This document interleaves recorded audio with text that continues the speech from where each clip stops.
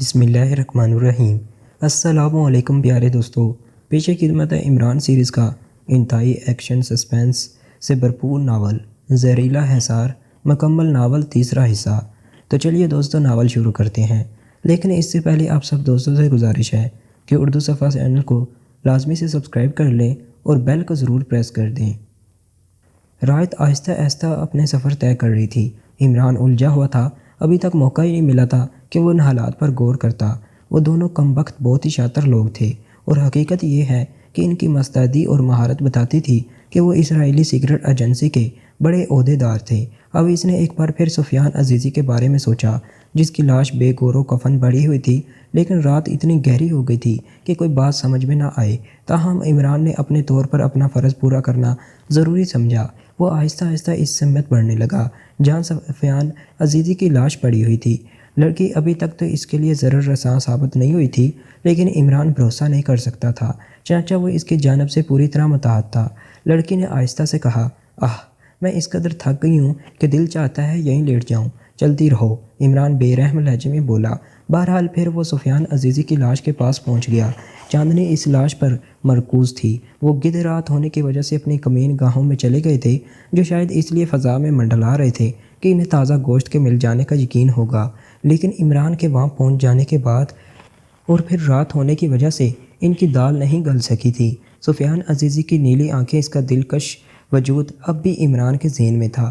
اس کا دل اس کی لاش دیکھنے کو نہیں چاہ رہا تھا۔ پتھریلی زمین پر اس بات کے تو امکانات نہیں تھے کہ وہ زمین کھود کر اس سفیان عزیزی کی لاش کو اس میں دفن کرے، لیکن پھر بھی اس نے اسے گدھوں سے محفوظ رکھنے کا فیصلہ کیا اور لڑکی سے بولا، کرب جوار میں پڑے ہوئے پتھر اکٹھے کرو۔ لڑکی چند لمحات تو عمران کی بات نہیں سمجھ سکی، پھر اس نے ہچکچاتے ہوئے ادھر ادھر دیکھا، لیکن عمران کی گھراہٹ دوبارہ ابھری۔ سنا نہیں تم نے؟ ادھر ادھر پڑے ہوئے پتھر اکٹھے کرو۔ لڑکی اس کام میں مصروف ہو گئی۔ عمران خود بھی پتھر چن رہا تھا۔ اس کی نگاہیں لڑکی کا جائزہ لے رہی تھی۔ ذہن یہ فیصلہ نہیں کر پا رہا تھا کہ کیری کی اپنی ذہنیت کیا ہے۔ بہرحال اس کے سوا اور چارہ کار بھی نہیں کیا تھا کہ جو کچھ وہ کہہ رہی ہے اسی پر یقین کر لیا جائے۔ پھر بے شمار پتھر جمع کرنے کے بعد عمران سفیان عزیزی کی لاش کے پاس آ گیا۔ عمران نے اس کے ارد گرد پتھر چنے اور اس کے بعد اسے پوری طرح پتھروں سے ڈھک دیا گیا تھا۔ چند لمحے وہ وہاں کھڑا رہا اور اس کے بعد وہ لڑکی سے بولا، آؤ۔ پھر دونوں اس کھنڈر میں پہنچ گئے تھے جہاں عمران کے خیال کے مطابق سفیان عزیزی نے اپنا ٹھکانہ بنایا تھا۔ تھوڑا سا سامان اب بھی کار میں موجود تھا، لیکن ایک بستر، کمبل وغیرہ کھنڈر کے ایک وسیع و عریض حال نما کمرے میں پڑا ہوا تھا۔ یہ کمرہ بھی بوسیدہ تھا، جگہ جگہ اینٹوں کے ڈھیر لگے ہوئے تھے اور ایک عجیب سی کیفیت طاری تھی۔ عمران یہاں پہنچ کر بیٹھ گیا۔ لڑکی بھی اس سے چند گز کے فاصلے پر بیٹھ گئی تھی۔ تمہارا تعلق اسرائیلی سیکرٹ ایجنسی سے ہے؟ ہاں، میں تمہیں بتا چکی ہوں، لیکن تم، میرا مطلب ہے کہ تم اپنے ساتھیوں کے اس عمل سے خوش ہو؟ لڑکی نے گہری سانس لی، لیکن منہ سے اس بات کا کوئی جواب نہیں دیا تھا۔ میں نے تم سے سوال کیا ہے۔ ہاں، تم نے مجھ سے سوال کیا ہے، لیکن شاید میں مؤثر جواب نہیں دے سکتی، یا اگر جواب دوں گی تو بے مقصد ہوگا۔ کیوں؟ اس لیے کہ تم اس پر یقین نہیں کر پاؤ گے۔ میں تمہارا مطلب اب بھی نہیں سمجھا۔ بعض ظاہری شکلیں ایسی ہوتی ہیں کہ اگر وہ اپنے بارے میں کتنی ہی صفائی پیش کریں، ان پر یقین نہیں کیا جا سکتا۔ تمہیں اس کا احساس ہے؟ عمران نے سوال کیا۔ کیوں نہیں؟ پھر بھی ہر سوال کا ایک جواب ہوتا ہے۔ اگر میں تم سے کہوں کہ ذہنی طور پر میں اس ادارے کی فرد ہی نہیں ہوں، تو ذہنی طور سے تمہاری کیا مراد ہے؟ مطلب یہ کہ میں دل سے اس کام کی قائل نہیں ہوں جو کر رہی ہوں۔ تو پھر مجبوریاں انسان کو کبھی کبھی ان کی مرضی کے خلاف راستے پر لے آتی ہے۔ تمہارا مطلب ہے کہ تم مجبوری کے تحت اس ادارے میں شامل ہوئی؟ ہاں، گویا تم یہ کہنا چاہتی ہو کہ تمہیں اپنے ساتھیوں کا یہ عمل پسند نہیں ہے، نہ صرف اس شخص کے ہاتھ، بلکہ اس سے پہلے بھی اگر ان لوگوں نے کوئی وحشیانہ کارروائی کی تو میرا دل رویا ہے۔ تم ادارے سے الگ نہیں ہو سکتی تھی؟ نہیں۔ کیوں؟ اس لیے کہ میرا پورا خاندان ان کے پاس یرغمال ہے۔ کیا مطلب؟ ایک لمبی کہانی ہے، رات بھی لمبی ہے، عمران نے جواب دیا۔ کیا مطلب؟ تم اب کیا کرو گی؟ اگر تم اجازت دو گے تو میں یہاں سے چلی جاؤں گی۔ کہاں؟ اپنے مرکز کی طرف۔ مرکز کہاں ہے؟ اس بارے میں کچھ نہیں بتاؤں گی، اور اگر میں تمہیں مجبور کروں تو میں اپنے اسے بدنصیبی ہی سمجھوں گی۔ کیا مطلب؟ مطلب یہ ہے کہ میں یہ سمجھوں گی کہ میری تقدیر میں بہتری تھی ہی نہیں۔ عمران اسے غور سے دیکھنے لگا، پھر بولا، خیر یہ بات تو میرے علم میں آ چکی ہے کہ تم اسرائیلی ایجنٹ ہو، لیکن میرا براہ راست تم سے کوئی واسطہ نہیں ہے۔ البتہ چند سوالات میں تم سے ضرور کروں گا، اگر میں جواب دے سکی تو یقیناً جواب دوں گی، ایک دوست کی حیثیت سے۔ حالانکہ یہ بھی یک طرفہ جملہ ہے، میں دوستی کا نام لے ہی رہی ہوں، حالانکہ میں دشمن ہوں تمہاری۔ تم نے ابھی تک مجھے اپنا نام بھی نہیں بتایا، ناموں سے کوئی خاص فائدہ نہیں ہوتا، میں تمہیں کوئی بھی اپنا الٹا سیدھا نام بتا سکتا ہوں، جیسے تم نے مجھے اپنا نام کیری بتایا ہے، میں نے تم نے اپنا نام نہیں بتایا۔ میں نے سنا تو ہے ہوپ نے جب میرا نام لیا تو اس کا مطلب ہے کہ اس نے غلط نہیں کہا، تمہاری مجبوریوں نے تمہیں اس ادارے میں شامل کیا۔ ہاں یہ بھی بتا چکی ہوں کہ میرا پورا خاندان ان کا یرغمال ہے، اور اس کے پس منظر میں ایک لمبی کہانی ہے۔ اگر مختصراً سننا چاہو تو سنو کہ ایک زمانے میں ہم پر اسرائیل سے غداری کا الزام لگا تھا، اور اس الزام کو دھونے کے لیے ایک طویل عرصے تک ہمیں محنت کرنا پڑی۔ نتیجہ اس کا یہ ہوا کہ مجھے کچھ لوگوں نے حاصل کر لیا، اور پھر مجھے تل ابیب میں تربیت دی گئی۔ تربیت دینے کے بعد مجھے سیکرٹ ایجنسی میں شامل کیا گیا، اور یہ بتا دیا گیا کہ اسرائیلی اداروں کے لیے میں کام کروں۔ کسی بھی جگہ میں نے غداری کی تو اپنے ماں باپ کی زندگی کھو بیٹھوں گی۔ غداری سے تمہاری کیا مراد ہے؟ ان کا خیال تھا کہ میں در پردہ، میرا مطلب ہے میرا خاندان در پردہ فلسطینی مجاہدین کا حامی ہے، لڑکی نے جواب دیا۔ عمران خاموش نگاہوں سے اسے دیکھنے لگا۔ بہرحال ان تمام باتوں سے اسے کوئی دلچسپی نہیں تھی، لڑکی کا مسئلہ اپنا تھا۔ عمران سمجھ نہیں پایا تھا کہ اس کے سلسلے میں کیا کرے۔ ظاہر ہے بات اسی شکل میں تھی، یعنی کہ یہ کہ لڑکی کی زندگی عمران کے مفادات سے ٹکراتی تھی، لیکن کسی ایسی لڑکی کو قتل کرنا بھی عمران کے لیے ایک مشکل کام تھا۔ کچھ دیر خاموش رہنے کے بعد اس نے کہا، ڈین اور ہوپ یہ دو خطرناک آدمی ہیں، ویسے اس کے ساتھ یہ سلوک کس نے کیا تھا؟ سفیان کے ساتھ؟ ہاں ڈین نے۔ اور ہوپ؟ وہ اس سے کہیں زیادہ سنگ دل ہے، میں پہلے بھی تمہیں بتا چکی ہوں۔ وہ مسکراتی نگاہوں سے ڈین کی کارروائیوں کو دیکھتا رہا تھا۔ ویسے وہ لوگ سفیان سے کیا چاہتے تھے؟ کیا تم اس سلسلے میں مجھے بتانا پسند کرو گی؟ کیری کچھ دیر خاموش رہی، پھر آہستہ سے بولی، ایک ڈائری جس پر سرخ کور چڑھا ہوا ہے، اور اس ڈائری میں سفیان عزیزی کی یادداشتیں ہیں۔ ان یادداشتوں میں کوئی ایسا اہم راز ہے جو بڑی اہمیت کا حامل ہے، اور وہ لوگ اسے باہر نہیں جانے دینا چاہتے تھے۔ تو کیا وہ ڈائری انہیں مل گئی؟ وہی تو نہیں ملی تھی، ورنہ شاید اس کے ساتھ یہ سلوک نہ ہوتا، بس وہ راز معلوم ہو جاتا جو اس نے اس ڈائری میں چھپا رکھا ہے، اور شاید ڈین اور ہوپ کا کام ختم ہو جاتا۔ جب وہ اس راز کی تلاش میں ناکام رہے تو انہوں نے سفیان عزیزی کا انتظار کیا، اور پھر اس سے اس ڈائری کے بارے میں معلومات حاصل کرتے رہے، لیکن وہ بھی بہت سنگ دل اور سخت جان تھا، بتاتا ہی نہ تھا۔ نتیجے میں انہوں نے جلا کر اسے قتل کر دیا۔ عمران کے ذہن میں کھلبلی سی مچ گئی تھی۔ بہرحال وہ کچھ سوچنے لگا، اور پھر اس کی نگاہیں چاروں طرف بھٹکنے لگی۔ وہ یہ جاننا چاہتا تھا کہ آخر ڈائری میں کیا تھا، اور وہ ڈائری کیسی ہے، وہ کون سا راز ہے جو سفیان عزیزی کے ذہن میں تھا اور ڈائری میں منتقل ہو چکا تھا۔ اوہو، یقینی طور پر سفیان عزیزی نے اسے یہاں اسی لیے بلایا تھا، ڈائری کا راز اس کے حوالے کر کے محفوظ کر لے۔ حالانکہ سفیان عزیزی کو اس بات کا ذرا بھی شبہ نہیں تھا کہ عمران کا تعلق بھی کسی خفیہ ادارے سے ہو سکتا ہے، بس ایک غیر ملکی سمجھ کر وہ اپنی ایک امانت عمران کے پاس محفوظ کرانا چاہتا تھا۔ وقت گزرتا رہا، خاصی دیر تک عمران سوچ میں ڈوبا رہا۔ لڑکی واقعی اس کے لیے ایک عجیب و غریب کیفیت اختیار کر گئی تھی۔ پھر اس نے کہا، اب تم کیا کرو گی؟ اگر تم اجازت دو گے تو میں یہاں سے نکل جاؤں گی، اور اپنے ساتھیوں کی لاشوں کے سلسلے میں انہیں اطلاع دوں گی۔ واپسی کا طریقہ کار کیا رہے گا؟ لڑکی نے پرخیال نگاہوں سے عمران کو دیکھا اور بولی، کار موجود ہے، اور اگر میں تمہارا تعاقب کروں تو اس کی ضرورت تو نہیں ہوگی تمہیں، میں تو اس وقت بھی تمہارے قبضے میں ہوں۔ کیا تم مجھے بتانا پسند کرو گی کہ تم لوگوں کا مرکز کہاں ہے؟ تل ابیب میں، یا شہران میں کس جگہ مخیم ہو تم؟ تمہارے ساتھ مزید کتنے افراد ہیں؟ یقین کر لو گے؟ کوشش کروں گا۔ ہم صرف 3 افراد یہاں کام کر رہے تھے، اور کام صرف یہی تھا، سفیان سے ڈائری حاصل کرنا۔ ہاں، اس کے بعد تم کیا کرو گی؟ تل ابیب واپسی کا سفر کس طرح؟ عمران نے سوال کیا، اور لڑکی اسے اپنے سفر کے بارے میں تفصیلات بتانے لگی۔ عمران نے پرخیال انداز میں گردن ہلائی تھی۔ پھر اس نے کہا، اور اگر میں تمہیں گرفتار کر لوں تو زیادہ اچھا ہوگا۔ لڑکی کے جواب پر عمران چونک پڑا تھا۔ کیوں؟ کم از کم زندگی میں آگے کی جدوجہد سے تو نجات مل جائے گی، لیکن یہ بات جانتی ہو کہ اسرائیلی ایجنٹ ہونے کی حیثیت سے یا آئرون میں تمہارے ساتھ کیا سلوک ہوگا؟ یہ سلوک کبھی نہ کبھی تو ہونا ہی ہے، لڑکے نے رندی ہوئی آواز میں جواب دیا، اور عمران خاموشی سے کچھ سوچنے لگا۔ بہرحال اب وہ اس قدر احمق تو تھا نہیں کہ لڑکی پر مکمل اعتماد کر لیتا، اور وہ بھی ایک یہودی لڑکی پر، لیکن وہ یہ ضرور دیکھنا چاہتا تھا کہ لڑکی جو کچھ کہہ رہی ہے وہ سچ ہے یا پھر اس میں اس کی چالاکی ہے، اور پھر اس نے لیٹتے ہوئے کہا اب تم یہاں سے صبح ہی واپس جا سکتی ہو، ویسے تمہیں اجازت ہے، اگر تم جانا چاہو تو جا سکتی ہو، رات کی تاریکی میں یہ سفر میرے لیے بھی ممکن نہیں ہوگا، اور پھر ویسے بھی میں خوفزدہ ہوں۔ لڑکی خود بھی بے یقینی کا شکار نظر آ رہی تھی۔ بہرحال عمران نے ایک صاف ستھری جگہ منتخب کی اور وہاں لیٹ گیا۔ لڑکی تھوڑے فاصلے پر بیٹھی رہی تھی۔ عمران نے کئی بار اسے دیکھا تھا اور اسے جاگتے ہوئے پایا تھا۔ اس کی نگاہیں عمران کا جائزہ لے رہی تھی۔ تھوڑی دیر کے بعد وہ اپنی جگہ سے اٹھی اور عمران کے بالکل قریب آ گئی۔ اس کا جسم عمران کے جسم سے ٹکرانے لگا تو وہ چونک کر سیدھا ہو گیا۔ کیا بات ہے؟ نہیں جائزہ لے رہی تھی کہ تم سو گئے ہو یا جاگ رہے ہو، لڑکی بوکھلائے ہوئے انداز میں بولی۔ وہ اس سے 10 فٹ کا فاصلہ اختیار کر لو، اصل میں مجھے الرجی ہے، میرا مذاق نہ اڑاؤ۔ اگر تم سمجھتے ہو کہ میں جذباتی طور پر متاثر ہو کر یہاں آ گئی ہوں تو اپنے ذہن سے یہ غلط فہمی نکال دوں۔ بہت سی غلط فہمیاں ہیں میرے دل میں، کسے نکالوں؟ یوں سمجھ لو کہ میرا دل تو غلط فہمیوں کا کانچی ہاؤس ہے۔ لڑکی نے کوئی جواب نہیں دیا۔ پھر صبح ہو گئی۔ لڑکی نے بوجھ نگاہوں سے عمران کو دیکھا اور بولی کیا تم بھی واپسی کا فیصلہ کر رہے ہو؟ نہیں، اگر تم مناسب سمجھو تو ہم یہاں پر اپنا ایک چھوٹا سا گھر بنا لیتے ہیں۔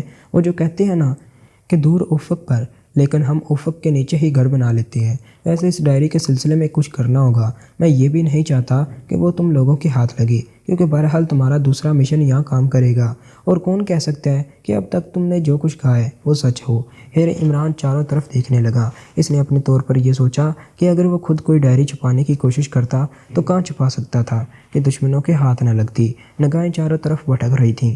ویسے کھنڈرات تو یہاں اور بھی پھیلے ہوئے تھے، ہو سکتا ہے کہیں دور ہی وہ ڈائری رکھی گئی ہو، لیکن یہ بھی صرف اتفاق ہی تھا کہ عمران کی نظر بلندی کی جانب اٹھ گئی۔ اوپر چھت کا تھوڑا سا حصہ ٹوٹا ہوا تھا، لیکن ایک بہت بڑا حصہ سالم تھا، اور ایک گوشے میں کچھ اس طرح سے اینٹیں رکھی ہوئی تھیں کہ وہاں کوئی چیز بآسانی چھپائی جا سکتی تھی۔ عمران نے ایک نگاہ لڑکی کی جانب دیکھا۔ یہ اندازہ تو اسے بخوبی ہو گیا تھا کہ اب اس لڑکی کے علاوہ یہاں کوئی موجود نہیں ہے۔ چنانچہ اس نے تھوڑی سی جدوجہد کی اور اس کے بعد اینٹوں کے اس خلا میں ہاتھ ڈالا۔ ہاتھ واپس آیا، ڈائری اس کے پاس موجود تھی۔ لڑکی اس کی کارروائی دیکھ رہی تھی۔ جیسے ہی اسے ڈائری نظر آئی، اس کے حلق سے بے اختیار ایک حیرت بھری آواز نکل گئی۔ عمران مسکراتا ہوا نیچے آ گیا تھا، اور پھر اس نے ڈائری کی گرد چاٹتے ہوئے کہا بد نصیب تھا سفیان کہ اس نے یہ ڈائری یہاں چھپائی، اور بد نصیب تھے تمہارے ساتھی کہ وہ اسے حاصل نہ کر سکے اور جاں گنوا بیٹھے، لیکن میں بد نصیب نہیں ہوں۔ اچانک ہی لڑکی کے حلق سے آواز نکلی اور عمران نے نگاہیں اٹھا کر اسے دیکھا، لیکن لڑکی کے ہاتھ میں پستول دیکھ کر وہ ششدر رہ گیا تھا۔ کیا مطلب؟ ہم لوگ ہر طرح اپنے مقصد کے وفادار ہوتے ہیں، اور تم انتہائی احمق ہو کہ اتنی ذہانت کا مظاہرہ تم نے میرے سامنے کیا۔ اس ڈائری کے لیے میرے 2 ساتھی موت کا شکار ہو چکے ہیں، کیا اب بھی میں اسے تمہاری طویل میں رہنے دے سکتی ہوں؟ عمران پھٹی پھٹی آنکھوں سے اس کے ہاتھ میں موجود پستول کو دیکھ رہا تھا۔ اس کے پاس پستول کہاں سے آیا؟ تبھی اچانک اسے صورتحال کا احساس ہوا۔ لڑکی رات کو جس وقت اس کے قریب آئی تھی اور اس کا بدن عمران کے بدن سے ٹکرایا تھا تو عمران کا ایک پستول غائب ہو گیا تھا، ہوپ کا پستول، کیونکہ اس کا اپنا پستول اس کے پاس موجود تھا، کیونکہ وہ دوسری ذمت کے ہولسٹر میں تھا۔ عمران اسے عجیب سی نگاہوں سے دیکھتا رہا۔ لڑکی نے ہاتھ آگے بڑھا کر کہا کیا اب بھی تم مجھے یہ ڈائری دینا پسند نہیں کرو گے؟ پسند تو نہیں کروں گا، لیکن پستول کے زور پر تو مجبوری ہو جاتی ہے۔ ہاتھ اٹھا لو اور ڈائری سامنے پھینک دو۔ پہلے ڈائری پھینکو یا ہاتھ اٹھا لوں؟ عمران نے اپنے مخصوص انداز میں کہا۔ ڈائری آگے پھینک دو، میں بہت زیادہ پر مذاق نہیں ہوں اور بآسانی تمہیں قتل کر سکتی ہوں۔ قتل تو میں رات کو ہی ہو گیا تھا تمہاری نگاہ ناز سے، یہ الگ بات ہے کہ اداکاری کر رہا تھا۔ ارے ایسی ہزاروں ڈائریاں تم پر قربان۔ عمران نے ہاتھ آگے بڑھایا، لیکن مضبوط جلد والی ڈائری اس طرح اس کے ہاتھ سے نکلی کہ سیدھی لڑکی کے منہ پر پڑی، اور اتنی زور سے پڑی کہ لڑکی کی چیخ نکل گئی۔ اس نے بے اختیار عمران پر فائر کر دیا، لیکن اس کے ساتھ اس نے پھرتی کے ساتھ ڈائری کیچ کر لی تھی۔ اب یہ الگ بات ہے کہ وہ فائر عمران پر کارگر نہیں ہو سکا۔ لڑکی نے دوسرا فائر کیا، پھر تیسرا، اور اس کے بعد ٹوٹے ہوئے کھنڈر سے باہر نکل بھاگی۔ عمران پھرتی سے اس کا تعاقب کرنے لگا۔ اس نے خود بھی اپنا پستول نکال لیا تھا۔ لڑکی اتنی چالاکی سے کام کرے گی اس نے یہ تصور بھی نہیں کیا تھا، جبکہ وہ شروع سے آخر تک اپنے آپ کو مظلوم ظاہر کرتی رہی تھی۔ ہو سکتا ہے اس نے اپنی مظلومیت کے بارے میں سچ ہی کہا ہو، اور یہ بھی ہو سکتا ہے کہ وہ فراڈ کرتی رہی ہو، لیکن بہرحال اس وقت وہ عمران کو جل دینے میں کامیاب ہو گئی تھی اور ڈائری لیے بھاگی چلی جا رہی تھی۔ اس کا رخ کار کی جانب ہی تھا۔ اس نے پلٹ پلٹ کر کئی فائر عمران کی جانب کیے تھے اور اس کے بعد اپنی کار تک پہنچ گئی، لیکن ظاہر ہے عمران نکلنے نہیں دے سکتا تھا۔ وہ مسلسل اس کا تعاقب کر رہا تھا اور اب تک اس نے ایک بھی فائر نہیں کیا تھا۔ لڑکی نے آخری فائر اس پر کیا۔ عمران فائرنگ کو گن رہا تھا اور اب اس کا اندازہ تھا کہ لڑکی کا پستول خالی ہو چکا ہے۔ چنانچہ وہ اس کے سامنے آ گیا۔ لڑکی نے پھر فائر کرنے کی کوشش کی لیکن پستول سے ہلکی سی آواز نکل کر رہ گئی۔ تب اس نے اچانک کار اسٹارٹ کر کے عمران پر دوڑا دی۔ عمران ایسی جگہ تھا جہاں کار اسے نقصان پہنچا سکتی تھی۔ کار طوفانی رفتار سے عمران کی جانب بڑھ رہی تھی۔ عمران نے لڑکی کا نشانہ لیا اور پھر اس کے پستول سے 3 فائر ہوئے اور کار بری طرح ڈگمگانے لگی۔ پھر وہ چٹان سے ٹکرا کر رک گئی۔ لڑکی کے چہرے کے چھتڑے اڑ گئے تھے۔ عمران ہوا میں اڑتا ہوا اس کے پاس پہنچا۔ لڑکی کا خون بری طرح دھار کی شکل میں بہہ رہا تھا اور اس کا سر اسٹیئرنگ سے جا ٹکا تھا۔ عمران نے جلدی سے ٹائری اس کے چنگل سے نکالی اور اسے خون آلود ہونے سے بچانے کے لیے ایک دم سے پیچھے کر لیا۔ ٹائری پر خون کے دھبے نہیں پڑ پائے تھے۔ عمران پیچھے ہٹ گیا۔ لڑکی نے چند لمحات کے بعد تڑپ تڑپ کر دم توڑ دیا تھا اور عمران کے چہرے پر ایک عجیب سی سنگین کیفیت طاری تھی۔ اس بار صورتحال بالکل مختلف تھی۔ غیر ملک، غیر مستحکم پوزیشن اور بالکل تنہائی۔ سیکرٹ سروس کے ممبروں کو معلوم بھی نہیں تھا کہ عمران اس وقت کہاں ہے۔ ان کی کمان بلیک زیرو کے ہاتھ میں تھی۔ حالانکہ بلیک زیرو نے عمران سے تشویش کا اظہار کیا تھا لیکن عمران نے اسے سمجھا دیا تھا اور کہا تھا کہ صورتحال کا تجزیہ کرنے کے بعد یہی مناسب لگتا ہے کہ وہ تنہا جائے اور عمران کی حیثیت سے جائے۔ بہرحال اب وہ یہاں کام کر رہا تھا۔ اصل میں کوئی مجرم سامنے نہیں تھا، ہوا میں تیر چل رہے تھے۔ اس کے باوجود عمران کو حیرت ناک کامیابی حاصل ہوئی تھی۔ اس کا کام صرف اتنا تھا کہ وہ یہ ثابت کرے کہ میزائل کا حملہ ایروب کی طرف سے نہیں ہوا تھا بلکہ یہ سازش ہے، اور عمران کو اس کے کچھ شواہد مل گئے تھے۔ اس خوفناک پہاڑی علاقے میں جو واقعات پیش آئے تھے ان میں بڑی دردن انگیز کیفیت چھپی ہوئی تھی۔ اسے سفیان عزیزی کی موت کا بے پناہ دکھ تھا۔ کبھی کبھی مجبوریاں اس طرح آڑے آ جاتی ہیں کہ ان سے ہونے والے نقصانات کا کوئی بدل نہیں ہوتا۔ عمران اگر کوشش بھی کرتا تو شاید کسی بھی قیمت پر سفیان عزیزی اسے حقیقتوں سے روشناس نہ کرتا، اور اب بھی اس نے عمران پر جو بھروسہ کیا تھا وہ صرف بحالت مجبوری تھا، کیونکہ وہ سب کچھ نہیں کر سکتا تھا جو کرنا چاہتا تھا۔ ایک انوکھا ہی اتفاق تھا۔ بہرحال عمران نے وہاں سے واپسی کا فیصلہ ہی کیا تھا۔ ڈین، ہوپ اور کیری کی لاش اس نے وہیں چھوڑ دی تھی۔ جس قدر ممکن ہو سکا تھا وہ سفیان عزیزی کے لیے اپنے طور پر کر آیا تھا۔ اس سے زیادہ دیار غیر میں کچھ کرنا اس کے لیے ممکن نہیں تھا۔ جہاں تک معاملہ لڑکی کا تھا تو عمران کو اب بھی اس پر اعتبار نہیں آیا تھا۔ وہ نسلاً یہودی تھی اور کسی بھی طرح اس پر بھروسہ نہیں کیا جا سکتا تھا۔ پھر عمران اپنے ہوٹل پہنچ گیا۔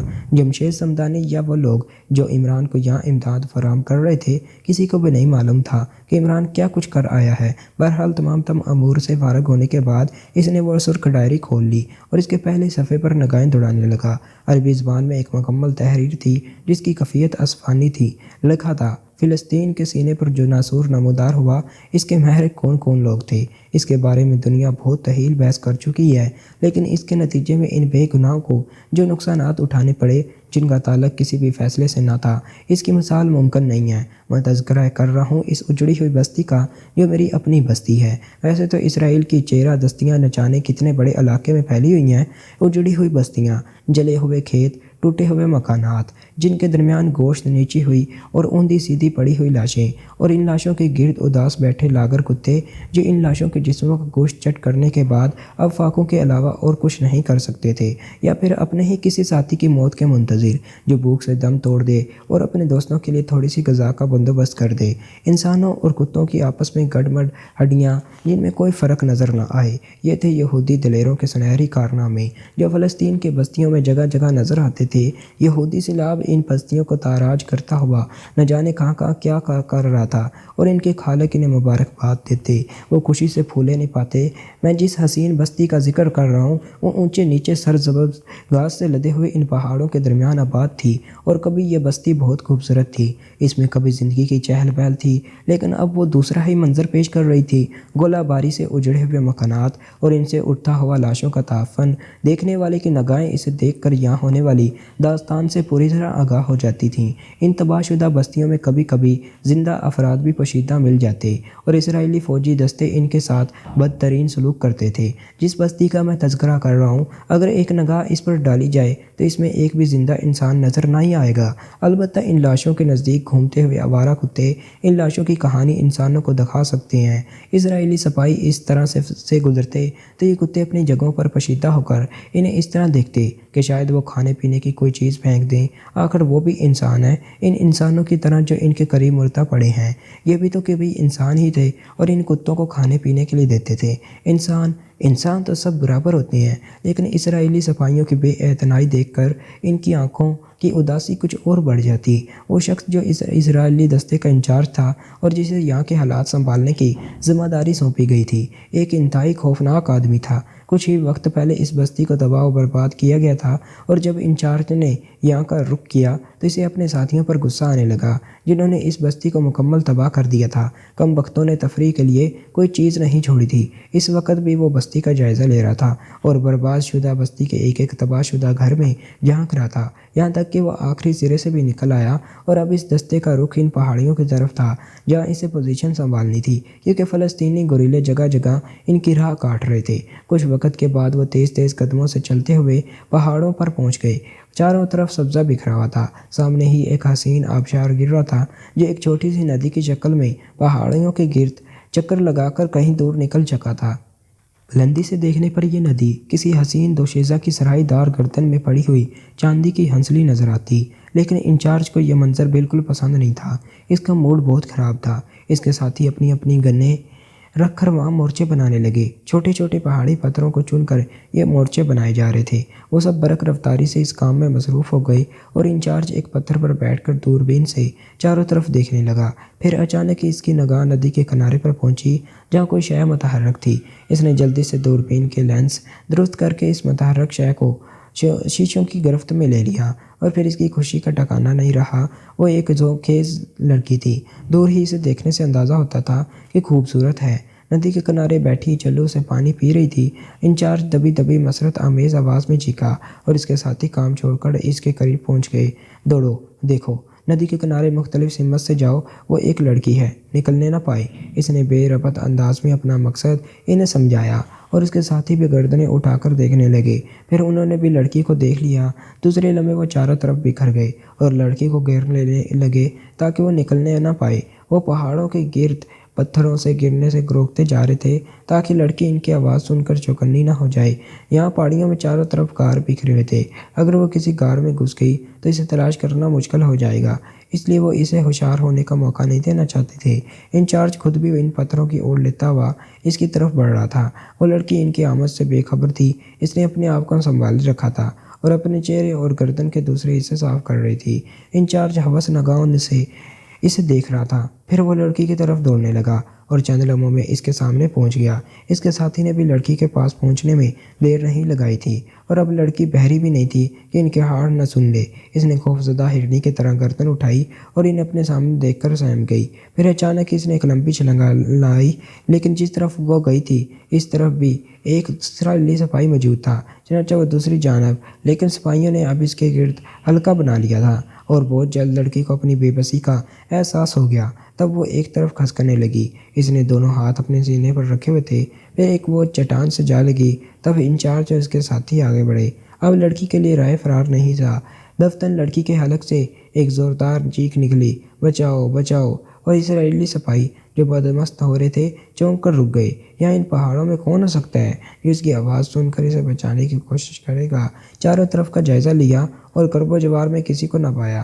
تب انچارج نے وحشیانہ انداز میں آگے بڑھتے ہوئے ہنستے ہوئے کہا، حیرت انگیز، بے حد حیرت انگیز! میں تمہاری تلاش ہی میں تو بھٹک رہا تھا حسین لڑکی، اور تم یہاں چھپی ہوئی ہو۔ انچارج اس بات سے مطمئن ہو گیا تھا کہ کرب و جوار میں کوئی موجود نہیں ہے، لیکن شاید وہ آسمان سے ٹپکے تھی۔ یقیناً ایسا ہی ہوا تھا۔ وہ چٹان جس کے گرد گرد انچارج کھڑا ہوا تھا، اس کے اوپری حصے سے چند لوگ ان پر کود پڑے، اور پھر کئی بھیانک چیخیں گونج اٹھیں۔ کودنے والوں کے ہاتھوں میں کھلے ہوئے لمبے چاقو تھے جو انہوں نے اسرائیلی سپاہیوں کے شانوں اور گردنوں کے درمیان پست کر دیے۔ یہ حملہ اتنا اچانک تھا کہ سپاہی اپنی مدافعت نہ کر سکے۔ ان پھرتیلے لوگوں نے سپاہیوں کو سنبھلنے کا موقع نہیں دیا تھا، اور چند ہی لمحوں کے بعد ان سب کی لاشیں چٹانوں پر پڑی ہوئی تھیں۔ لڑکی گہرے گہرے سانس لے رہی تھی۔ پھر تھوڑے فاصلے سے ایک طویل قامت فلسطینی بوڑھا نمودار ہوا جس کی پیشانی پر پٹی بندھی ہوئی تھی۔ وہ لڑکی کے قریب پہنچ کر بولا، تو ٹھیک ہے اب ہمارا؟ ہاں بابا ٹھیک ہوں۔ تو نے بڑی غلطی کی، جبکہ تجھے بارہا سمجھایا ہے کہ ضد بری چیز ہے۔ خوفناک کتے ان پہاڑوں میں بھٹک رہے ہیں۔ ہمیں اس وقت تک ان پہاڑوں میں چھپنا ہے جب تک ہم اپنا مقصد حاصل نہ کر لیں۔ اب ماریا نے ہمارے لیے آسانی پیدا کر دی ہے بابا۔ یہ دیکھو، ان اسرائیلی سپاہیوں کا اسلحہ ہمارے کام آئے گا۔ یہ اسٹین گنیں، پستولیں اور یہ فالتو امیونیشن۔ اوہ، شاید ان تھیلوں میں دستی بم بھی موجود ہوں۔ नौजवान ने, जिनकी तादाद 5 थी, मसरत आमेज़ लहजे में कहा, इन सब को समेट कर गार में ले जाओ और जल्दी से बाहर आ जाओ, हमें थोड़े वक्त में बहुत काम करना है। बूढ़े शख्स ने कहा और नौजवान इसके हुक्म की तामील करने लगे। लड़की अब भी सहमी हुई खड़ी थी। बूढ़े ने इसका चेहरा देखा और फिर इसके सर पर हाथ फेरते हुए बोला, अब खौफजदा होने की ज़रूरत नहीं है बेटी, दुश्मन हलाक हो चुका है। हम कब तक ऐसी ज़िंदगी गुजारेंगे बाबा, कब तक? हम अपने ही वतन में गैरों से छुपते फिरेंगे। वो ससकते हुए बोली, हिम्मत से काम लेना चाहिए बेटे, हिम्मत से काम लेना चाहिए। हर तारीख रात की सहर होती है, हमारी इस तारीख रात की सहर भी ज़्यादा दूर नहीं है। एक न एक दिन हम इन कब्ज़ा करने वालों को अपनी सरजमीन से मार भगाएंगे। थोड़ी देर के बाद नौजवान वापस आ गए और सवालिया नज़रों से बूढ़े को देखने लगे। बूढ़ा संभल कर इनकी तरफ मुतवज्जा हो गया था। अब तुम इनमें से एक एक लाश उठाओ और यहाँ से जितनी दूर फेंक सकते हो फेंक दो, आओ, ताकि इसराइली हमारी यहाँ मौजूदगी से वाकिफ़ ना हो सके। चलो मैं भी तुम्हारे साथ देता हूँ। बूढ़े ने झुककर एक लाश उठाई और कंधे पर डाल ली। नौजवान भी मसरूफ़ हो गए और थोड़ी देर के बाद वह इस काम से फारग हो गए थे। बूढ़े ने खून के निशानात, कदमों के निशानात, तमाम निशानियाँ इस अंदाज में साफ कर दी थी कि इसराइली इनके बारे में अंदाज़ा न लगा सकें। फिर इस मशक के काम से फारग होकर वह आबशार के अकम में एक छोटे से सुराख से अंदर दाखिल हो गए। गार का सुराख छोटा था, लेकिन अंदर से वो काफ़ी कुशादा हो गया था और इसी कुशादा गार में ज़रूरी सामान छुपा हुआ था। नौजवानों ने स्टीन गन्ने संभाल ली और इन्हें दिलचस्पी से देखने लगे। वहशी सिफ्त इसराइली कर्नल शैमून ने मोटे से सुगार को दांतों से कुचलते हुए खूनी नज़रों से सामने खड़े हुए शख्स को देखा, फिर गिराई हुई आवाज़ में बोला, फिर तुमने क्या किया? क्या तुम इन लोगों को तलाश करने में कामयाब हो गए जिन्होंने ये हरकत की थी? हमने पूरी बस्ती छान मारी जनाब, एक एक सुराख देख लिया, लेकिन इन लोगों का सुराग नहीं मिल सका। सामने खड़े हुए लेफ्टिनेंट ने बताया, तुम गधे हो, बेवकूफ़ हो, इस बस्ती का एक फ़र्द भी ज़िंदा नहीं बचा था। क्या वो घरीले नहीं हो सकते जिन्होंने ये हरकत की थी? मुमकिन है जनाब, और तुम जानते हो कि इस इलाके में एक भी छापा मार का वजूद बर्दाश्त नहीं किया जा सकता। कर्नल शैमून ने सुगार मुंह से निकाल कर जूते से मसलते हुए कहा, फिर बोला, मेजर जोलैन को बुलाओ। यस सर, लेफ्टिनेंट ने सलूट किया और फिर मुड़कर कमरे से निकल गया। कर्नल शैमून की पेशानी पर गहरी शिकनें पड़ी हुई थी। इसके बाद एक और शख्स अंदर दाखिल हुआ। इसके चेहरे से शैतानियत चमकती थी। छोटी छोटी आंखों और भारी जबड़ों के साथ वो बेहद भयानक नजर आता था। इसने अंदर आकर सलूट किया और कर्नल शैमून इसकी तरफ मुतवज्जा हो गया। सीक्रेट नंबर 8 में मकबूजा बस्ती के करीब हमारे फौजी दस्ते को हलाक कर दिया गया है। हेलीकॉप्टर सेक्शन ने इत्तला दी है। लेफ्टिनेंट इस इलाके में होकर आया, लेकिन इन लोगों का पता नहीं चल सका जिन्होंने ये हरकत की है। इसने रुककर मेजर जोलैन को देखा और फिर बोला, मेजर जोलैन, बस यस सर, तुम अपनी कंपनी लेकर जाओ। जासूस कुत्ते तुम्हारे हमरा होने चाहिए। इन लोगों का पता चलाकर इन्हें फना कर दो। यस सर, मेजर जोलैन ने एड़ियाँ बचाकर कहा, जाओ, मैं तुम्हारी कामयाबी की इत्तला का इंतज़ार कर रहा हूँ, कर्नल शैमून ने फ़िरौनी लहजे में कहा और मेजर जोलैन एड़ियों पर घूमकर बाहर निकल गया। थोड़ी देर के बाद 4 बड़े ट्रक और 6 छीपों पर मुश्तमिल मशीन गनों और दूसरे खतरनाक हथियारों से लैस कंपनी पहाड़ों में भटक रही थी। वो तबाहशुदा बस्ती के चप्पे चप्पे को तलाश कर चुके थे, लेकिन किसी जिंदा इंसान को तलाश करने में नाकाम रहे थे। चनाचा अब उन्होंने चारों तरफ फैली हुई पहाड़ियों का रुख किया था। सरसब्ज़ पहाड़ों के एक हिस्से में पहुंचकर इसने कैंप लगा दिया और मेजर जोलैन ने 15 अफराद पर मुश्तमिल चंद पार्टियां बना दी। ये पार्टियां 2-2 जासूस कुत्तों को लेकर मुख्तलिफ सिमतों तकों को चल पड़ी थीं। तरबियत याफ्ता कुत्ते इंसानी बू सूंघते हुए आगे बढ़ने लगे। वो इन कामों में माहिर थे और इसराइलियों ने इन्हें एक ख़ास टेक्निक पर ट्रेंड किया था। 15 सफाइयों पर मुश्तमिल एक पार्टी पहाड़ी अपशेर की तरफ चल दी और अभी वो ज़्यादा दूर नहीं गए थे कि इनके कुत्ते जोर लगाने लगे। सफाई चौंक पड़े थे। इनमें से एक सफाई ने वायरलेस पर दूसरी पार्टियों को इतला दी और दूसरी पार्टियां भी बरक रफ्तारी से इस तरफ चल दी। कुत्ते तेज़ी से रास्ते तय कर रहे थे। फिर वो आबशार के अकम में छोटे से सुराख के करीब पहुंच गए। वो जंजीर छड़ा कर सुराख में दाखिल होने की कोशिश कर रहे थे। सिपाहियों ने इस इलाके को चारों तरफ से घेर लिया और अपने साथियों के आने का इंतज़ार करने लगे। इन्हें यकीन हो गया था कि कोई इस गार में पोशीदा है और अंदर आने वालों को भी एहसास आ गया था कि वो घर गए हैं। इनकी कैफियत भी बहुत नाजुक थी। गार से निकले बगैर मुकाबला मुश्किल था और ऐसी शक्ल में गार से निकलना मुश्किल था। थोड़ी देर के बाद सारे सिपाही गार के चारों तरफ इकट्ठे हो गए। मेजर जोलैन ने सूरत हाल का जायज़ा लिया। इसे गार में मौजूद लोगों की तादाद का अंदाज़ा नहीं था, इसलिए वो तशवीश में मुब्तला था। دوسرے اسے یہ نہیں معلوم تھا کہ وہ ان سے نمٹنے کی کون سی کارروائیاں کر رہی ہیں۔ چنانچہ اس نے کمپنی کے آدھے آدمیوں کو چٹانوں میں چھپا دیا اور انہیں ہدایت کر دی کہ وہ صورتحال پر نگاہ رکھیں اور کسی ہنگامے سے نمٹنے کے لیے تیار رہیں۔ باقی آدھے آدمیوں نے بھی چٹانوں کے درمیان پوزیشن لے لی تھی۔ پھر میجر زولین نے میگا فون پر غار والوں کو مخاطب کرتے ہوئے کہا، غار کے اندر جو کوئی بھی موجود ہے اسے اطلاع دی جاتی ہے کہ سر ہماری کمپنی میں تمہیں چاروں طرف سے گھیر لیا ہے۔ اپنے ہتھیار غار میں چھوڑ کر ہاتھ اٹھائے باہر نکل آؤ۔ اگر تم نے مقابلے کی کوشش کی تو موت کے گھاٹ اتار دیے جاؤ گے، اور اگر خود ہو ہمارے حوالے کر دیا تو تم سے رعایت برتی جائے گی۔ یہ الفاظ اس نے کئی بار دہرائے لیکن اندر سے کوئی آواز نہ سنائی دی۔ تب سنگدل اور عیار یہودی نے ایک سپاہی کو اشارہ کیا اور سپاہی اس کے قریب پہنچ گیا۔ میجر اپنی کارروائی میں مصروف ہو گیا۔ وہ غار کے بائیں سمت پہنچا اور اس نے سپاہی کے تھیلے سے نکالا ہوا دستی بم سیفٹی پن کھینچ کر غار میں پھینک دیا۔ ایک خوفناک دھماکہ ہوا اور کچھ ٹوٹی پھوٹی چیخیں ابھریں۔ میجر نے دوسرا دستی بم لیا، پھر دوسرا دھماکہ ہوا اور غار کی ایک سمت کی چھت اڑ گئی۔ اسی وقت اندر سے آواز آئی، ہم خود کو تمہارے حوالے کر رہے ہیں، اور میجر زولین کے ہونٹوں پر مسکراہٹ پھیل گئی۔ اس نے فخریہ انداز میں گردن ہلائی تھی اور اس کے ساتھیوں نے غار کے دونوں طرف کھڑے ہو کر اسٹین گنیں تان لی۔ غار سے پہلے نکلنے والا ایک بوڑھا آدمی تھا۔ اس کے جسم کے کئی حصوں سے خون بہہ رہا تھا، شاید دستی بم کے ٹکڑے اس کے جسم پر لگے تھے۔ اس کے بعد ایک نوجوان نکلا، پھر دوسرا، اور پھر یہ کے بعد دیگرے نوجوان باہر نکل آئے۔ سب سے آخر میں ایک نوجوان لڑکی نکلی تھی۔ ان لوگوں میں سے صرف لڑکی زخمی نہیں ہوئی تھی، ورنہ باقی سب کے جسموں کے مختلف حصوں سے خون بہہ رہا تھا اور ان کے لباس خون سے رنگین تھے۔ میجر زولین نے دلچسپ نظروں سے لڑکی کا سراپا کا جائزہ لیا، پھر بوڑھے کی طرف دیکھ کر بولا، بس یا اندر اور کوئی بھی ہے؟ نہیں، اور کوئی نہیں ہے، میں نہیں مانتا۔ کیا تمہارے پاس اسلحہ ہے؟ میجر زولین نے پوچھا۔ ہاں، اندر موجود ہے، لیکن سوچ لو اگر اندر کوئی ہوا اور اس نے مقابلہ کرنے کی کوشش کی تو تمہیں گولیوں سے اڑا دیا جائے گا۔ اندر کوئی نہیں ہے، یہ بوڑھے نے بڑھائے ہوئے لہجے میں کہا۔ میجر زولین نے سپاہیوں کو اشارہ کر دیا۔ سپاہی غار کے چھوٹے دہانے سے اندر داخل ہو گئے۔ دوسرے سپاہی ان کو رسیوں سے باندھ رہے تھے۔ لڑکی کے دونوں ہاتھ بھی پشت پر کسے ہوئے تھے۔ تھوڑی دیر کے بعد اندر جانے والے سپاہی واپس آ گئے تھے۔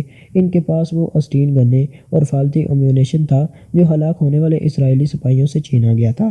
میجر زولین نے ان اسٹین گنوں کو دیکھا اور گہری سانس لے کر خوشگوار نظروں سے ان لوگوں کی طرف دیکھنے لگا۔ تو تم ہمارے ساتھیوں کو تم نے ہلاک کیا تھا؟ تم نے ہمارے دستے کو ہلاک کیا؟ تمہارے اور ساتھی کتنے ہیں؟ اور کوئی نہیں ہے، بوڑھے نے جواب دیا۔ تم بکواس کرتے ہو، یقینی طور پر تمہارا گروہ کہیں آس پاس چھپا ہوا ہے۔ نہیں، ہم غیر فوجی آدمی ہیں۔ کاش ہم فوجی ہوتے تو تم ہمیں اتنی آسانی سے گرفتار نہیں کر سکتے تھے، بوڑھے نے کہا، اور میجر زولین خوشگوار نظروں سے ان کو دیکھنے لگا۔ پھر بولا، مکار بوڑھے، میں تمہارا دماغ درست کر دوں گا۔ یہ تنہا تم لوگوں کا کام نہیں ہے۔ شرافت سے بتا دو، فلسطینی گوریلے کہاں چھپے ہیں اور تم کون سی کمپنی سے تعلق رکھتے ہو؟ ایک بات اپنے دماغ میں رکھنا، اگر سچ نہ بولے تو میں تمہارے جسموں کی کھال کھنچوا لوں گا۔ تم دیوانے ہو میجر، میں تم سے کہہ چکا ہوں کہ ہمارا تعلق فوج سے نہیں ہے۔ ہم سب اس بستی کے معصوم باشندے ہیں جس کے نہتے اور امن پسند لوگوں کو تمہارے آدمیوں نے قتل کر دیا ہے، جسے تم نے جلا کر خاکستر کر دیا۔ ہم اپنی زندگیاں بچانے کے لیے ان پہاڑوں میں آ چھپے تھے۔ تمہارے فوجی جوانوں نے میری بیٹی کو اغوا کر کے لے جانے کی کوشش کی تو مجبوراً میں نے اور میرے ساتھیوں نے ان کا مقابلہ کیا اور انہیں ہلاک کر دیا۔ تمہاری بیٹی؟ میجر زولین نے لڑکی کو گھورتے ہوئے کہا، پھر ایک خفیف سی مسکراہٹ کے ساتھ بولا، تو یہ تمہاری بیٹی ہے؟ کیا نام ہے اس کا؟ امارا، بوڑھے نے جواب دیا۔ امارا، میجر زولین نے زیر لب کہا اور پھر ہنس پڑا۔ امارا، اس نے اپنے دوسرے ساتھیوں کی طرف دیکھ کر کہا اور دوسرے لوگ بھی کہکے لگانے لگے۔ پھر وہ سب دیوانوں کی طرح ہنسنے لگے تھے۔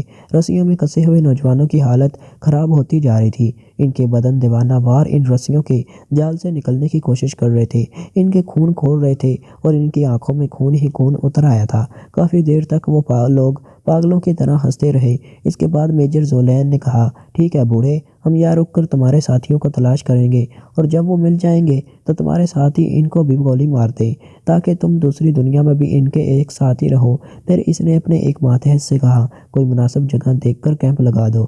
یس سر، ماتحت نے کہا اور چند آدمیوں کو لے کر ایک طرف بڑھ گیا۔ لہو فلسطین کے لاتعداد علاقوں میں اس قسم کی کارروائیوں کا آغاز بہت عرصے پہلے ہوا تھا اور فلسطین کے معصوم باشندے زندگی کے سب سے بدترین دور سے گزر رہے تھے۔ اسرائیل اپنی گھناؤنی حرکتیں مسلسل کیے جا رہا تھا اور بعض جگہ تو بہت کم ہی یہ کہانیاں باہر نکلنے پائی تھیں۔ اندرونی طور پر یہودی سپاہیوں نے مسلمانوں کے ساتھ جو کارروائیاں کی تھیں، ان میں سے لاتعداد کارروائیوں کی داستانیں ان علاقوں میں دفن ہیں۔ میں سفیان عزیزی، جو اپنے دور میں ایک اخبار کا مالک اور خود اس کا رپورٹر بھی تھا، اس سلسلے میں درجنوں جگہوں پر جا کر اسرائیلیوں کی وحشیانہ کارروائیاں اپنی آنکھوں سے دیکھ چکا ہوں۔ میں نے اپنی یہ ڈائری خصوصی بنیادوں پر تیار کی ہے، اور کئی بار مجھے اسرائیلی سپاہیوں کا بھیس بدل کر ان کے درمیان میں داخل ہو کر ان کارروائیوں کو اپنی آنکھوں سے دیکھنے کا موقع ملا ہے۔ میں نے اس سلسلے میں بہت سی داستانیں اپنے اخبار میں بھی چھاپی ہیں، جن کی بنا پر اسرائیلی سپاہیوں کو اور اسرائیلی فوجی ہائی کمان کو میری طرف سے تشویش پیدا ہو گئی۔ لیکن یہ اتفاق کی بات ہے کہ میں ایک لاوارث انسان ہوں۔ والدین بچپن میں مر گئے تھے، بہن بھائی کوئی نہیں تھا۔ دنیا کی ٹھوکروں میں پرورش پائی اور اس کے بعد اپنی ایک منزل کا تعین کر کے اس منزل کی جانب چل پڑا۔ 1914 کے بعد فلسطین کے سینے میں جو اسرائیل کا خنجر اتارا گیا ہے، وہ آج تک فلسطین کے سینے میں گڑا ہوا ہے۔ ہم جدوجہد کر رہے ہیں اور یہ فیصلہ کر چکے ہیں کہ بالآخر اسرائیل کو اپنے وطن سے اگاڑ پھینکیں گے۔ یہ ناسور ختم کیے بغیر ہماری زندگی کا سفر مکمل نہیں ہوتا۔ اب اس سفر میں کون جیتتا ہے، کون مرتا ہے، اس کی پرواہ ہم نے چھوڑ دی ہے۔ میں جس علاقے کا ذکر کر رہا ہوں، اس کے بارے میں بتا چکا ہوں کہ وہ میری بستی تھی، جس پر اب غاصب یہودیوں کے قدم گونج رہے تھے۔ اس وقت کشادہ گار میں مٹی کے تیل کے لیمپ روشن تھے۔ عارضی طور پر اسے ایک عمدہ رہائش گاہ میں تبدیل کر دیا گیا تھا۔ فولڈنگ بستر اور کرسیاں وغیرہ رکھ دی گئی تھیں، اور ان میں سے ایک کرسی پر میجر زولین بیٹھا ہوا شراب پی رہا تھا۔ اس کے سامنے رکھی ہوئی عنابی رنگ کی شراب کی بوتل 3/4 خالی ہو چکی تھی، اور میجر کی آنکھوں میں خون جیسی سرخی لہرا رہی تھی۔ وہ بار بار مضطربانہ انداز میں غار کے دروازے کی جانب دیکھ لیتا تھا، اور اس کے چہرے پر بے رحمی کے آثار نظر آ رہے تھے۔ پھر اسے غار کے دہانے پر قدموں کی آوازیں سنائی دی، اور اس کا چہرہ خوشی سے کھل اٹھا۔ سامنے سے چند لوگ اندر داخل ہوئے تھے۔ انہوں نے اس معصوم سی نو شگفتہ کنی کی مانند لڑکی کے بازو پکڑے ہوئے تھے، جس کا نام عمارہ تھا، اور اسے گھسیٹتے ہوئے لا رہے تھے۔ پھر انہوں نے عمارہ کو میجر زولین کے قدموں میں دھکیل دیا، اور میجر زولین نے گرائی ہوئی آواز میں کہا، اتنی دیر کیوں لگائی تم لوگوں نے؟ یہ سخت مزاحمت کر رہی تھی جناب، ایک آدمی نے جواب دیا۔ تم جاؤ، ہم اس کی مزاحمت ہمیشہ کے لیے ختم کر دیں گے، اس نے کہا، اور تمام لوگ واپس چلے گئے۔ تب زولین نے لڑکی پر گہری نگاہیں ڈالی۔ وہ بے بسی سے خشک ہونٹوں پر زبان پھیر رہی تھی۔ میجر زولین نے نرم لہجے میں کہا، شادی شدہ ہو؟ لڑکی نے کوئی جواب نہیں دیا۔ تب زولین نے اپنے لباس سے ایک لمبا چاقو نکالا۔ شادی شدہ ہو؟ وہ خونخوار انداز میں بولا، اور چاقو کی نوک عمارہ کی گردن پر رکھ دی۔ زندگی ہے تو کیا سمجھتا ہے تو ہم سے ہمارا یہ امان چھین لے گا؟ او بے وقوف لڑکی، کیوں اپنی زندگی کے ساتھ کھیل رہی ہے؟ میں تیرے اس خوبصورت جسم کے ٹکڑے کر کے ان چٹانوں میں پھینک دوں گا۔ لڑکی نے کوئی جواب نہیں دیا، لیکن اب اس کے چہرے پر خوف کے آثار مٹ چکے تھے، اور آنکھیں کسی خونخوار بلی جیسی نظر آ رہی تھیں۔ اس نے چاروں طرف نگاہیں دوڑائی اور پھر ایک طرف کھسکنے لگی۔ وہ اس میز کے نزدیک پہنچ گئی جہاں چند لمحات قبل میجر زولین بیٹھا شراب پی رہا تھا۔ میجر زولین نے اس بات پر توجہ نہیں تھی دی، لیکن اچانک ہی لڑکی نے مسکرا کر اسے دیکھا، اور میجر زولین حیران نگاہوں سے اس کا جائزہ لینے لگا۔ لڑکی کی اسی مسکراہٹ میں بڑا لگاؤ تھا۔ میجر زولین نے ہنستے ہوئے کہا، ہاں، سمجھدار وہی ہوتا ہے جو زندگی کی حفاظت کرے، سمجھ رہی ہو نا تم؟ لڑکی نے کوئی جواب نہیں دیا۔ میجر زولین آہستہ آہستہ اس کی جانب بڑھا، لیکن لڑکی کے دونوں ہاتھوں پر وہ غور نہیں کر سکا تھا جو پیچھے کی سمت رنگ گئے تھے، اور اب شراب کی بوتل اس کی مٹھی کی گرفت میں آ گئی تھی جسے اس نے مضبوطی سے پکڑ لیا تھا۔ میجر زولین جب بالکل اس کے قریب پہنچا تو اچانک ہی لڑکی کا ہاتھ بلند ہوا، اور بوتل پوری قوت سے میجر زولین کے سر پر پڑی۔ میجر زولین کے حلق سے ایک چیخ نکلی اور سر سے خون کا فوارہ بلند ہو گیا۔ اس نے دونوں ہاتھوں سے اپنا سر پکڑا اور نیچے بیٹھتا چلا گیا۔ لڑکی نے ایک لمحے کے لیے اسے دیکھا۔ یہ موقع ایک غنیمت تھا، چنانچہ اس نے غار کے دہانے کی طرف چھلانگ لگا دی۔ یہ اس کی خوش قسمتی تھی، غار کے دوسری جانب کوئی موجود نہیں تھا۔ وہ سیدھی دوڑتی چلی گئی۔ اس کے قدموں کی آواز چٹانوں میں گونج رہی تھی، اور غار سے کچھ دور بیٹھے فوجی جوانوں نے وہ آواز سن لی۔ دوسرے لمحے وہ حیران ہو کر کھڑے ہو گئے، لیکن چاروں طرف پھیلی ہوئی تاریکی میں کچھ نظر نہیں آیا، اور عمارہ کافی دور نکل آئی۔ وہ بے تحاشا دوڑ رہی تھی۔ وہ ان سے دور نکل جانا چاہتی تھی، لگی تاکہ وہ دوبارہ اس تک نہ پہنچ سکیں، یہاں تک کہ وہ اس غار سے کافی فاصلے تک آ گئی۔ اس کا سانس بری طرح پھول رہا تھا۔ جب اسے یہ اطمینان ہو گیا کہ اب اس نے کافی فاصلہ طے کر لیا ہے، وہ رکی اور گہری گہری سانسیں لینے لگی۔ اس کی نگاہیں تاریکی میں چاروں طرف بھٹک رہی تھی۔ اچانک کافی دور اسے ٹارچوں کی روشنیاں لہراتی ہوئی نظر آئیں۔ اسرائیلی سپاہی اس کی تلاش میں نکل پڑے تھے۔ شاید انہیں میجر زولین کے زخمی ہونے اور اس کے نکل جانے کا علم ہو گیا تھا۔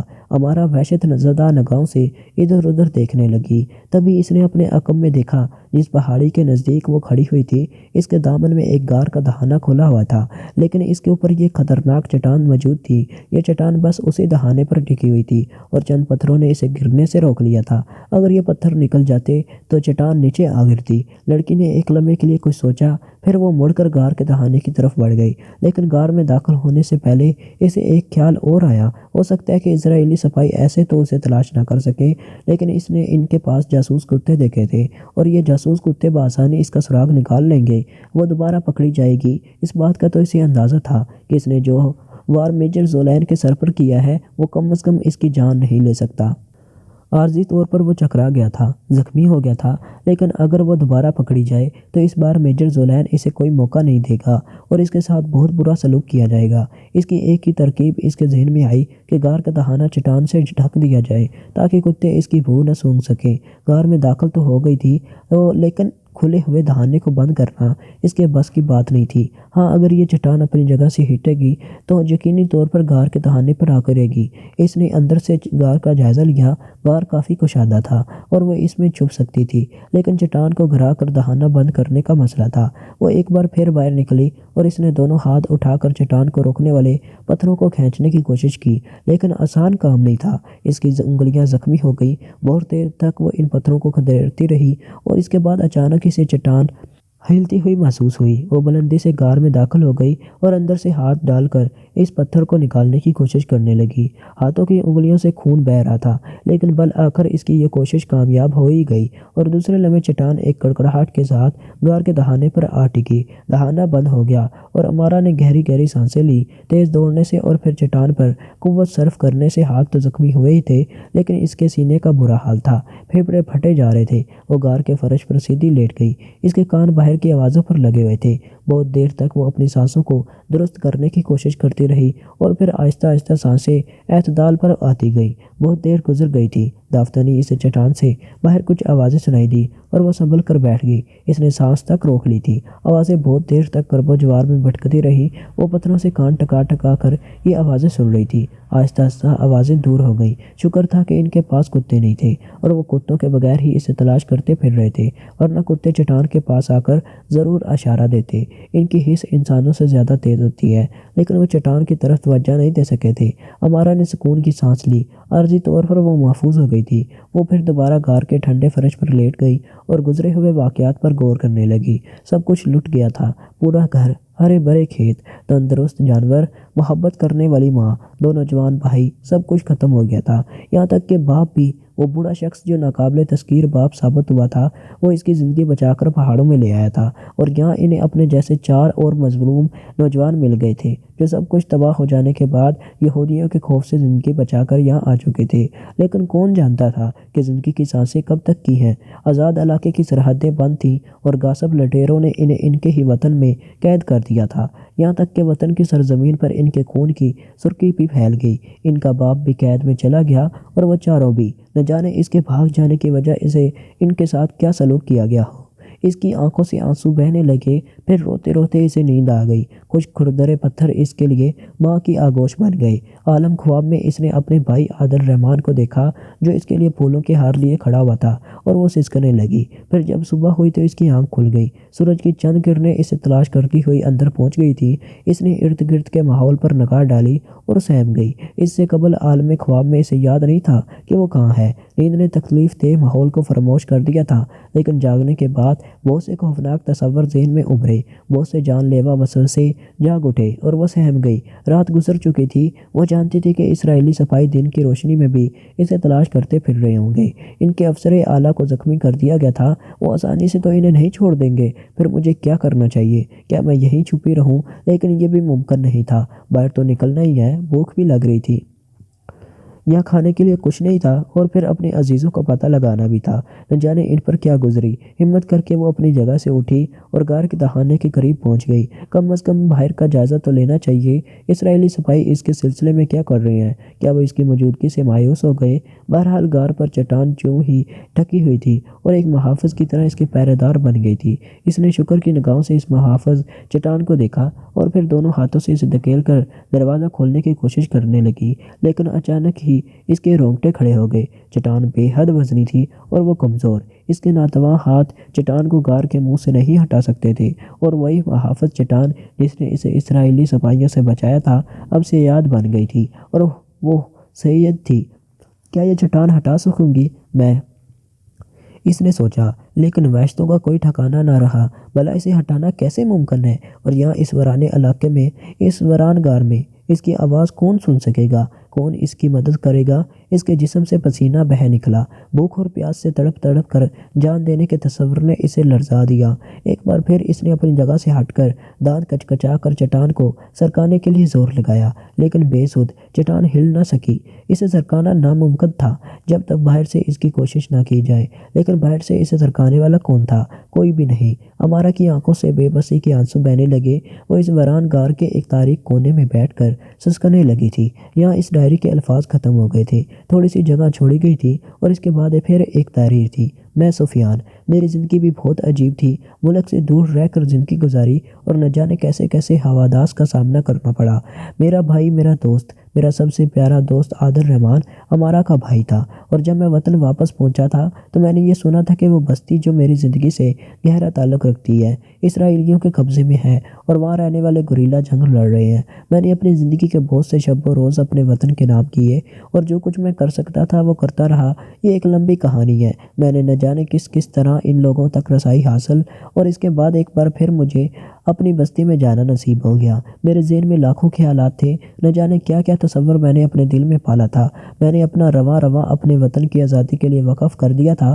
پہاڑوں، جنگلوں اور دروں میں بھٹکتے ہوئے ایک دن میں ایک ایسی جگہ موجود تھا جسے میں نے بچپن میں بہت زیادہ دیکھا تھا۔ یہ جگہ زیادہ دور دراز نہیں تھی اور یہاں سے آبشار بہہ رہا تھا۔ میں اس وقت اسرائیلی سپاہیوں پر نگاہ رکھے ہوئے اپنے آپ کو پوشیدہ کیے ہوئے تھا۔ میں نے فیصلہ کیا تھا کہ میں اسرائیلیوں کے بارے میں معلومات حاصل کر کے چھاپا مار دستوں کو ان کی چہرہ دستیاں روکنے کے لیے ادھر متوجہ کروں گا کہ ایک پہاڑی چٹان کی آڑ میں آرام کرتے ہوئے مجھے کچھ آہٹیں سنائی دیں اور میں چونک پڑا۔ میں نے اپنی رائفل سیدھی کر کے ادھر نگاہ دڑائی تو مجھے ایک نوجوان نظر آیا اور دوسرے لمحے میں نے اسے پہچان لیا۔ یہ میرا دوست، میرا بچپن کا دوست، میری زندگی کی بڑی قیمتی شے عادل رحمان تھا۔ عادل رحمان کو دیکھ کر میں مسرت سے دیوانہ ہو گیا اور دوسرے لمحے میں نے اسے آواز دیتے ہوئے اس کی جانب دوڑ لگا دی۔ عادل رحمان چونک کر رک گیا۔ میں نے اسے سینے سے لگانے کی کوشش کی تو وہ ایک دم پیچھے ہٹ گیا۔ اس نے مجھے بغور دیکھتے ہوئے کہا، تم کون ہو؟ میری آنکھیں حیرت سے پھیل گئی۔ عادل رحمان سے مجھے اس کی توقع نہیں تھی۔ میں تو اس کے سینے سے لپٹنا چاہتا تھا، لیکن میرے اپنے درمیان فیصلہ پیدا کر لیا تھا۔ تھوڑی دیر تک خاموشی کے بعد میں نے کہا، مجھے نہیں پہچانے عادل؟ میرے لہجے میں افسوس شامل تھا۔ میں تمہیں نہیں پہچانتا۔ کون ہو تم؟ اگر تم یہ الفاظ مذاق میں کہہ رہے ہو عادل، تو میں تم سے درخواست کرتا ہوں کہ مجھ سے مذاق نہ کرو، اور اگر تم بہت زیادہ چالاکی دکھانے کی کوشش کر رہے ہو تو میں بھی تم سے درخواست کرتا ہوں کہ بہت زیادہ چالاکی دکھانے کی کوشش نہ کرو۔ عادل، مجھے پہچانو۔ مجھے تمہارا نام نہیں بتاؤں گا، نہ تو تمہیں پہچاننے کی ضرورت ہے مجھے اور نہ ہی تمہارا نام پوچھنے کی۔ تمہیں پوچھنے ہوگا، زبردستی ہے؟ ہاں۔ نہیں، میرے پاس اتنا وقت نہیں ہے۔ میں کیسے کہہ سکتا ہوں؟ ہو سکتا ہے تم اسرائیلی جاسوس ہو۔ کیوں گالیاں دے رہے ہو مجھے؟ ناراض ہو مجھ سے کیا؟ پتہ نہیں تم کیسی باتیں کر رہے ہو۔ عادل، مجھے پہچانو ورنہ اچھا نہیں ہوگا۔ کیوں ضد کر رہے ہو؟ تمہارے ہاتھ میں رائفل ہے، مقابلہ کرنا چاہتے ہو مجھ سے یا دھوکہ دے کر مارنے کی کوشش کر رہے ہو؟ عادل، مجھے پہچان۔ ذلیل انسان، تو نے میرا سب کچھ چھین لیا۔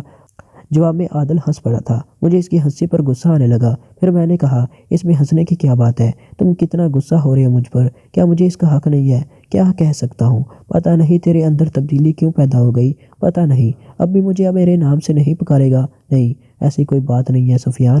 تو پھر تم مجھ سے اتنے عرصے کے بعد ملتے ہوئے بھی یہ مذاق کر رہا تھا شاید؟ اس نے افسردگی سے کہا اور میں اس پر غور کرنے لگا۔ عادل بجھا سا تھا۔ اس نے لباس بھی عجیب سے پہن رکھا تھا۔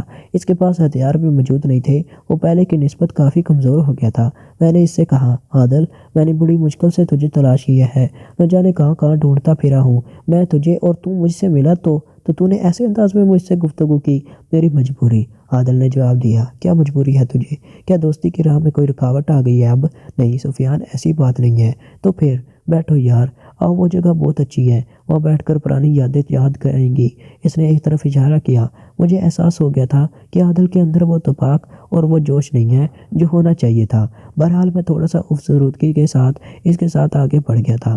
میں جانتا تھا کہ عادل پر جو کچھ بیتی ہے اس نے اسے اس شکل میں پہنچا دیا ہے، ورنہ وہ ایسا انسان نہیں تھا۔ وہ تو میرے بغیر ایک لمحہ بھی گزارتا نہیں تھا۔ ہم دونوں کی محبت کو مثالی محبت کہا جاتا تھا۔ عادل سامنے پتھر پر بیٹھ گیا اور میں نے اس سے کہا، میں جانتا ہوں عادل کہ تم بدترین حالات سے گزر رہے ہو۔ میں یہ بھی جانتا ہوں عادل کہ وقت نے تم پر بہت برا اثر ڈالا ہے، لیکن میرے دوست، تنہا تم ہی نہیں تو ہو، میں بھی تمہارا ساتھی ہوں۔ ہم سب ہی زندگی کے اس عذاب سے گزر رہے ہیں۔ ہم اپنے گھروں میں بیٹھے ہوئے بے گھر اور بے در ہیں۔ عادل نے اداس نگاہیں اٹھا کر مجھے دیکھا اور بولا، بہت عرصے کے بعد تمہاری واپسی ہوئی۔ ہاں، کہاں تھے تم؟ کیا سمجھتے ہو عادل؟ کیا میں اپنے وطن سے محبت نہیں رکھتا؟ کیوں نہیں؟ یاد ہے ہم دونوں کیا کھیل کھیلا کرتے تھے؟ ہم وطن کے سپاہی ہوا کرتے تھے اور پہاڑوں کے پتھر ہمارے دشمن۔ ہم پتھروں کو تاک تاک کر نشانہ بنایا کرتے تھے۔ یاد ہے تو کہا، باقی لوگ کہاں ہیں؟ باقی لوگ؟ وہ افسردگی سے بولا، ہاں، یقینی طور پر وہ مصروف ہوں گے۔ اس نے کوئی جواب نہیں دیا، پھر چونک کر بولا، سفیان، اگر میں ایک بہت ہی اہم اطلاع تمہیں دوں تو کیا تم اس سلسلے میں کوئی کارروائی کر سکتے ہو؟ کس بارے میں؟ یہی سارا مسئلہ جو ہمیں درپیش ہے۔ کیوں نہیں؟ مجھے بتاؤ۔ تمہیں علم ہے کہ دشمن مسلسل ہمارے خلاف تیاریوں میں مصروف رہتا ہے اور کسی بھی ایسے موقع کو ہاتھ سے جانے نہیں دیتا جو دشمن کے لیے کارآمد ہو؟ ہاں، تو پھر سنو جو کچھ میں کہہ رہا ہوں وہ غور سے سنو۔ سفیان، ان علاقوں میں ایک ایسی جگہ پوشیدہ ہے جہاں ابھی تک عام نگاہوں کی پہنچ نہیں ہوئی ہے۔ اس پوشیدہ جگہ میں حکومت اسرائیل نے ایک انتہائی پراسرار قسم کا میزائل اسٹیشن بنایا ہے اور اس میزائل اسٹیشن پر دن رات کام ہو رہا ہے۔ میں نے بڑی مشکل سے اس کے بارے میں کچھ تفصیلات حاصل کی ہیں۔ کیا؟ میں نے دلچسپی سے سوال کیا۔ اس میزائل اسٹیشن میں ایسے میزائل تیار کیے جا رہے ہیں جن کی رینج بہت زیادہ ہے، اور یہ میزائل خاص طور سے عربوں کے خلاف ایک عظیم سازش کے تحت تیار کیے جا رہے ہیں۔ کیا تمہیں اس سازش کی تفصیلات معلوم ہو سکی؟ ہاں، تمہیں علم ہے کہ پچھلے دنوں ایران اور عراق کے درمیان بڑا تنازع چلا ہے اور اس کے نتیجے میں ان دونوں ملکوں کے درمیان ایک طویل جنگ بھی ہو چکی ہے۔ ہاں بے شک، اور یہ بھی ایک حقیقت ہے کہ ان دونوں ملکوں کے درمیان تمام تر غلط فہمیاں آج تک دور نہیں ہو سکی۔ میں جانتا ہوں، یہ بھی جانتے ہوگے، ایک ذرا سی چنگاری ان دونوں ملکوں کے رہنماؤں کو پھر سے بھڑکا سکتی ہے اور ایک اور بہت بڑی جنگ کا آغاز ہو سکتا ہے شاید۔ میں نے جواب دیا، اسرائیلی انہی کوششوں میں مصروف ہے۔ کیا مطلب؟ میں چونک کر بولا، وہ منصوبہ بڑی تفصیل سے میرے ہاتھ لگ گیا ہے۔ منصوبہ یہ ہے کہ عراق کی طرف سے ایران پر میزائل سے حملہ کیا جائے گا، اس کی گھنی آبادیوں پر، تاکہ شہری باشندوں کو نقصان ہو۔ فوجی معاملات تو چلتے رہتے ہیں، اور اگر فوجوں سے نبرت آزما ہوں تو صورتحال بالکل مختلف ہوتی ہے، لیکن اگر آبادیوں پر حملہ کیا جائے تو تمہیں اس کا اندازہ ہے کہ بین الاقوامی رد عمل بھی کیا ہو سکتا ہے؟ میں جانتا ہوں۔ اسرائیل یہ کوشش کر رہا ہے۔ کیسے؟ میں نے سہمی ہوئی آواز میں پوچھا۔ یہ میزائل اسٹیشن ایسے جغرافیائی پوائنٹ پر واقع ہے کہ اگر یہاں سے میزائل فائر کیا جائے تو آرام سے ایران اور عراق کو نشانہ بنایا جا سکتا ہے۔ یہ میزائل دونوں میں سے کسی ملک پر فائر کیا جائے اور اس کی آبادی کو نقصان پہنچایا جائے گا، ظاہر ہے وہ ملک بھڑک اٹھے گا، کیونکہ میزائل پر کچھ ایسے نشانات گندہ کیے جائیں گے جن سے یہ ظاہر ہو کہ اگر عراق پر حملہ ہوا ہے تو میزائل ایران سے فائر کیا گیا ہے، اور اگر ایران پر حملہ ہوا ہے تو عراق سے۔ کیفیت یہ ہے کہ پہلے ایک ملک پر یہ میزائل فائر کیا جائے گا اور اس کے کچھ عرصے کے بعد اسی میزائل اسٹیشن سے مخالف ملک پر 2 میزائل فائر کیے جائیں گے۔ دونوں تیز مزاج کے مالک ہیں۔ ایک ملک یہی سمجھے گا کہ اس کے ایک حملے کے بعد یہ دوہرا جوابی حملہ ہے۔ اس کے بعد بھلا اس بات کے کیا امکانات ہیں کہ دونوں کے درمیان ایک بھیانک جنگ پھر سے نہ شروع ہو جائے؟ ایسا ہوگا، اور یقینی طور پر ہوگا۔ کیا ہم یہ نہیں کر سکتے کہ اس میزائل اسٹیشن کو تباہ کرنے کی کوشش کریں؟ میں حیران نگاہوں سے عادل رحمان کو دیکھنے لگا۔ اس کے چہرے پر عجیب سے تاثرات تھے۔ تب میں نے کہا، عادل، کیا وہ میزائل اسٹیشن اتنا ہی غیر محفوظ ہے کہ ہم اسے تباہ کر سکیں؟ ہرگز نہیں۔ تو پھر ہمیں اس کے لیے کوئی باقاعدہ منصوبہ تیار کرنا ہوگا۔ کیا کوئی منصوبہ تمہارے ذہن میں ہے؟ منصوبہ تو میرے ذہن میں ہے، لیکن میں اس سلسلے میں اپنے آپ کو بے بس ترس پاتا ہوں۔ کیوں؟ میزائل اسٹیشن ایسے پرویج علاقے میں ہے کہ ہم وہاں تک کسی باقاعدہ ذریعے کے بغیر نہیں پہنچ سکتے۔ باقاعدہ ذریعے سے تمہاری کیا مراد ہے؟ باقاعدہ ذریعے سے مراد میری یہ ہے کہ کوئی خطرناک ہوائی حملہ تو وہاں کیا جا سکتا ہے، یا پھر کوئی ایسا طریقہ اختیار کیا جا سکتا ہے جس کی وجہ سے ہم اس میزائل اسٹیشن کو اپنا نشانہ بنا سکیں۔ اگر ہم 2 افراد یا فرض کرو کوئی ٹولی ایک اس سے تباہ کرنے کی کوشش کرے تو شاید آسانی سے کامیابی حاصل نہ ہو سکے۔ میں جانتا ہوں حکومت اسرائیل اس قدر بیوقوف نہیں ہے کہ اتنی آسانی سے ہم اس کے میزائل اسٹیشن پر قبضہ کر سکیں یا اسے تباہ کر سکیں۔ بالکل، میں بھی یہی کہنا چاہتا تھا۔ ایسی خطرناک صورتحال میں تو ہمیں بڑے محتاط طریقے سے کام کرنا ہوگا۔ یقیناً کیا یہ نہیں ہو سکتا مائی ڈیئر عادل کہ اس علاقے کا کوئی نقشہ دستیاب ہو جائے؟ اگر ہمیں ایک مفصل اور تفصیلی نقشہ فراہم ہو جاتا ہے تو ہم زیادہ مؤثر طریقے سے منصوبہ بندی کر سکتے ہیں۔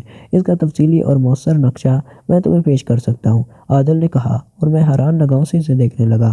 کیا واقعی؟ ہاں بالکل۔ تب تو پھر تم مجھے پہلی فرصت میں یہ نقشہ فراہم کر دو، اس کے بعد میں دیکھوں گا کہ مجھے کیا کرنا ہے۔ میں تمہیں یہ نقشہ فراہم کیے دیتا ہوں، اس نے کہا، اور اس کے بعد وہ مجھے ساتھ لے کر ایک غار کی جانب چل پڑا۔ آبشار کے عقب میں ایک چھوٹا سا غار کا دہانہ نظر آیا، جس میں داخل ہو کر میں نے دیکھا کہ وہ دہانہ باہر سے بے شک چھوٹا ہے لیکن اندر سے بہت کشادہ۔ غار کی ایک دیوار کے پاس پتھر کی ایک سیل کے عقب سے اس نے کچھ کاغذات نکالے اور ہم دونوں باہر نکل آئے کیونکہ غار میں گہرا اندھیرا چھایا ہوا تھا۔ پھر میں نے اس نقشے کو دیکھا۔ عادل رحمان مجھے اس بارے میں تفصیل سے سمجھانے لگا اور بہت دیر تک ہم دونوں اس جگہ کے بارے میں گفتگو کرتے رہے۔ نتیجے میں اس جگہ کی مکمل تفصیل میرے علم میں آ گئی اور اس نے بڑے خلوص سے وہ نقشہ مجھے پیش کر دیا۔ پھر کہنے لگا، اب تمہیں اس سلسلے میں اپنی تمام تر کاوشیں کرنا ہوں گی اور جس طرح بھی ممکن ہو سکے اس منصوبے کو ناکام بنانے کے لیے مزید کاوش کرو۔ تمہیں اندازہ ہے کہ اگر ان دونوں طاقتور ملکوں کے درمیان جنگ چھڑ گئی تو عالم اسلام پر اس کے کیا نتائج مرتب ہوں گے؟ اسرائیل کو مضبوط حیثیت حاصل ہو جائے گی اور وہ مسلمان پھر سالہ سال پیچھے چلے جائیں گے۔ اس منصوبے کو ناکام بنانا ہے۔ سفیان میرے دوست، اور میری دوستی کا قرض تم اسی طرح ادا کرو۔ تم بالکل فکر نہ کرو، تو پھر جاؤ، نیک کاموں میں دیر نہیں کرنی چاہیے۔ تم جانتے ہو میں انہی علاقوں میں رہنا چاہتا ہوں اور میں یہی رہوں گا۔ میں تم سے دوبارہ ملاقات کروں گا، میں نے کہا، اور پھر اس کے بعد رسمی کلمات ہوئے اور میں وہاں سے چل پڑا۔ لیکن میرے لیے یہ خبر انتہائی تکلیف دہ اور روح سرسا ہے کہ میزائل فائر ہو چکا ہے اور آئرون کی آبادی کے سینکڑوں افراد اس کا شکار ہوئے ہیں۔ میں بہت افسردہ ہوں۔ میں نے دل میں یہی فیصلہ کیا ہے کہ جس طرح بھی ممکن ہو سکے گا حکومت آئرون کو اس سازش سے آگاہ کروں گا۔ اللہ مجھے کامیاب کرے۔ تاریخوں کے ساتھ یہ تفصیل لکھی ہوئی تھی اور عمران کی آنکھیں شدت حیرت سے پھٹی ہوئی تھیں۔ وہ کاغذات جن پر نقشہ بنایا گیا تھا عمران کے پاس موجود تھے اور اس کے چہرے پر بے پناہ سنجیدگی نظر آ رہی تھی۔ یہ صورتحال تو بے حد خوفناک ہے واقعی سفیان۔ پھر عمران کے ذہن میں سفیان کا تصور گردش کرنے لگا۔ بیچارہ سفیان، وہ بھی اپنا مشن پورا نہیں کر سکا۔ لیکن اور اچانک ہی عمران کی آنکھوں میں خون اتر آیا۔ تو دوستو، اس کے ساتھ ہی اس ناول کا یہ حصہ یہیں ختم ہوتا ہے۔ لیکن دوستو ٹھہریے، کیا عمران اسرائیل کے اس بھیانک اور خوفناک منصوبے کو ناکام بنانے میں کامیاب ہو پائے گا یا نہیں؟ اور کیا عمران ایسا اکیلا کر پائے گا یا نہیں؟ یہ سب کچھ جاننے کے لیے دیکھیے اس ناول کا اگلا حصہ صرف اور صرف اردو صفحہ چینل پر، اور اس کے لیے چینل کو سبسکرائب کر لیں اور بیل کو ضرور پریس کر دیں۔ شکریہ اینڈ اللہ حافظ۔